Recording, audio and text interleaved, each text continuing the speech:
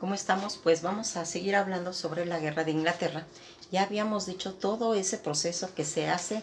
cuando se va a iniciar la revolución industrial a base de las máquinas de vapor y de las hiladuras. Todos estos conceptos que se van dando va a ir formando estructuras en las que las personas tenían que trabajar. La revolución industrial no tiene reglas, no tiene lineamientos, y aquí la gente va a quedar en una forma como de esclavismo, de estar trabajando en todas esas fábricas, y van a hacer conceptos en las que se van a ir introduciendo. Ya aquí Inglaterra ya tiene la mayor parte formada, ya hizo sus parlamentos, ya se mataron entre sí, ya hubo un montón de conceptos en los que van a ir dando esos cambios sociales y esas mutaciones de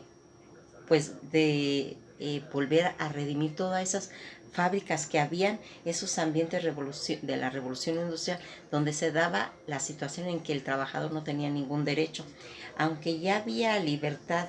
en muchos conceptos, esos centros fundamentales de la sociedad libre de cataclismos, libre, donde ya podían introducir y llegar a Inglaterra toda esa corriente de pensadores de tierras lejanas, que entre ellos va a venir pues Carlos Marx y otros, en los que van haciendo ese conjunto de mutaciones que va a dar el concepto de lo que va a ser el socialismo.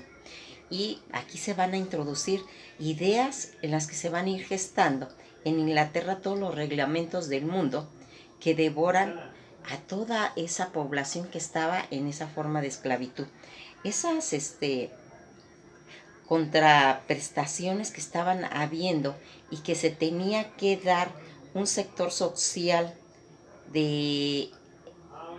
de ir ubicando. Por ejemplo, un concepto romano que había, que cuando la gente era muy pobre, que únicamente tenía a sus hijos, se le denominaba la prole. Ese es el concepto que va a agarrar Carlos Marx para mencionar a todos los que trabajaban en las fábricas, llamándoles el proletariado. A este sector social que se va a ir dando, va a entrar ese concepto que ya existía y que se va a tener que ir interpretando la realidad de ese liberalismo, tanto en cuestiones económicas.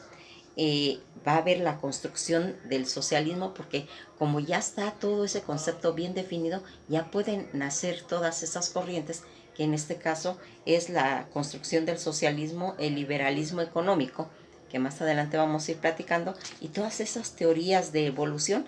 a nivel del pensamiento que se está gestando en Inglaterra. Aquí van a ver pues muchas ventajas a comparación de Europa, porque ellos ya tenían resuelto todo eso. Ellos ya se habían matado, ya se habían acabado entre el siglo XVI y XVII y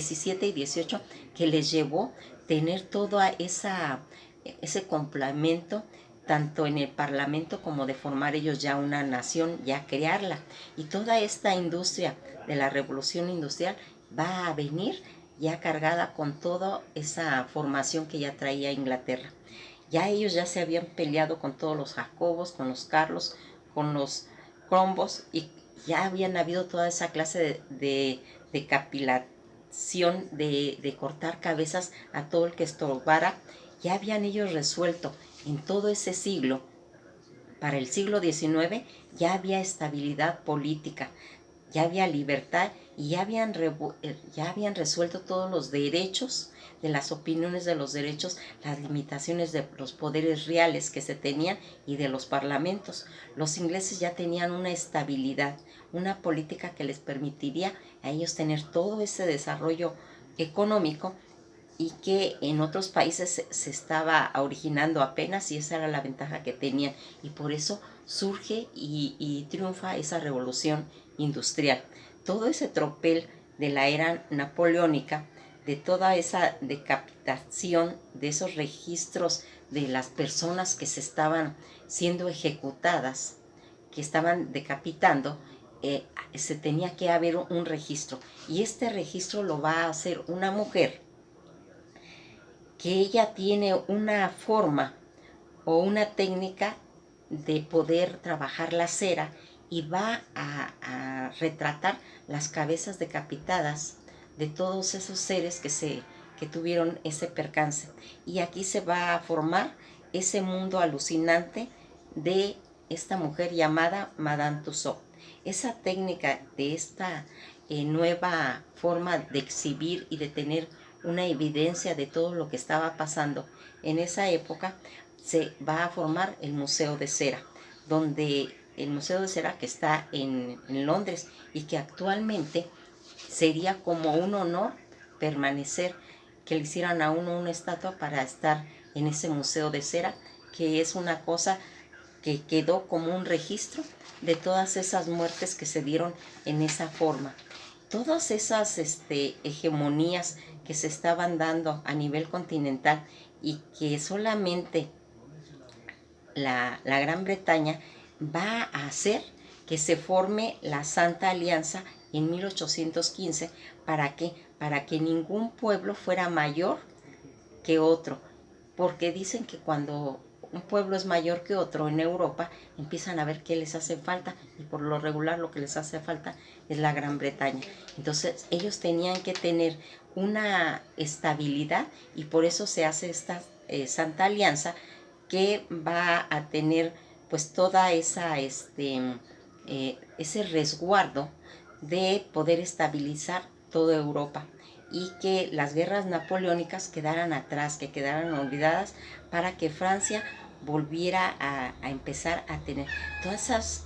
ventajas de estabilidad que tiene este régimen, y las contribuciones de estos estados que van a ir marcando todos esos cambios que tienen. Aquí va a haber esa introducción, como ya les mencioné, de todos esos libres pensadores que van a ir viendo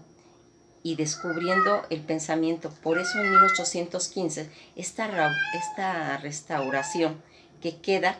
se va a ir demoliendo y se va a ir desapareciendo todas esas evidencias. Pues hasta aquí nos vamos a quedar, porque ya vamos a entrar en un punto muy importante, que es lo de la era victoriana y la mentalidad de los puritanos, que va a ser un sello de esa era victoriana, que lo vamos a ver en el próximo